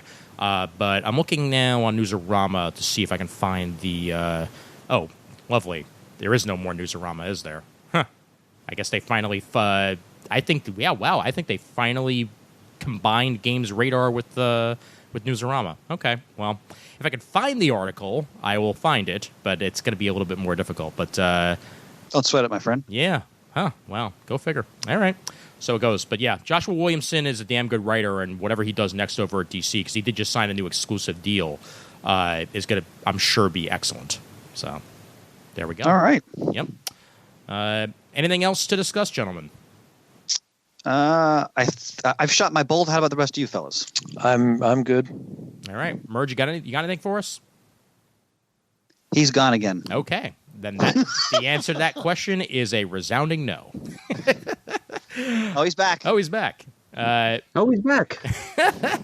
Was asking if there was anything else you had for us, Murray, before we wrap up. Okay, well, I could drop out of the call again any moment, so I'll make this as quick as I can.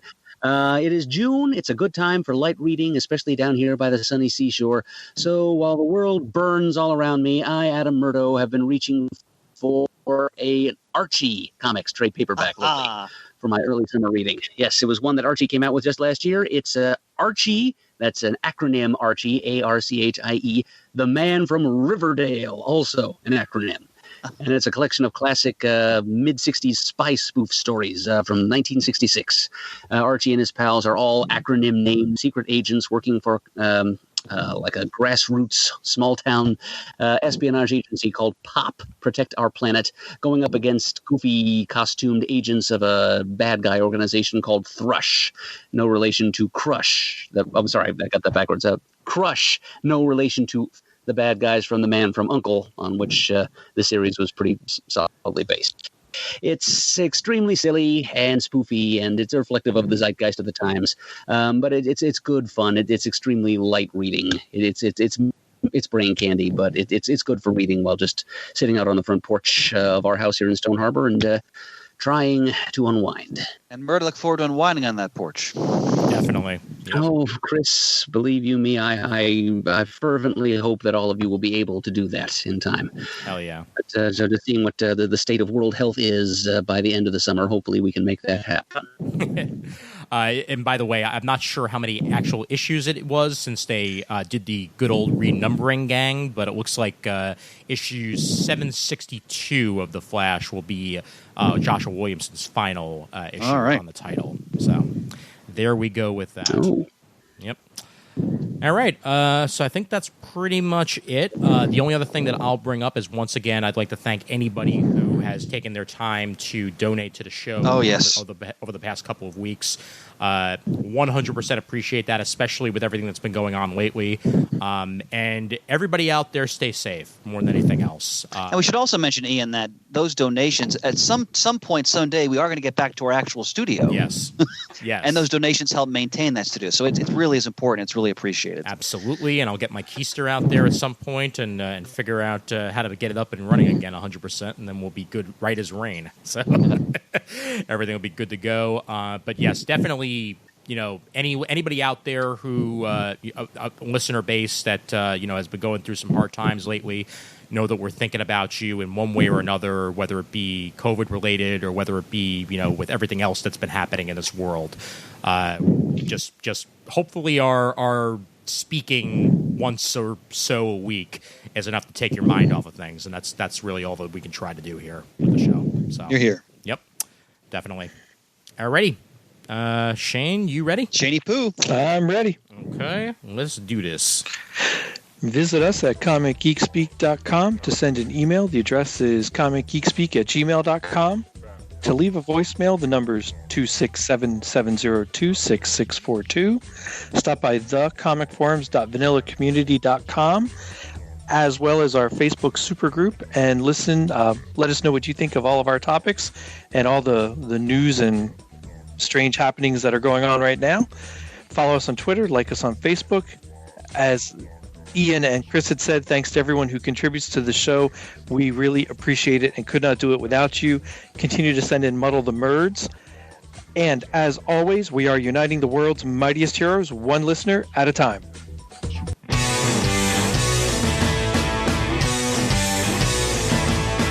got it on Wednesday, and you was psyched about it, going to the volume up. These guys will talk about it, everything the geeks love. From cakes to laser beams, opinions like the seasons, and everything you read in comics, movies, games, toys, artists, come. Comic Geeks speak, comic Geeks speak, comic Geeks speak, comic Geeks speak, comic Geeks. Uniting the world's mightiest heroes, this is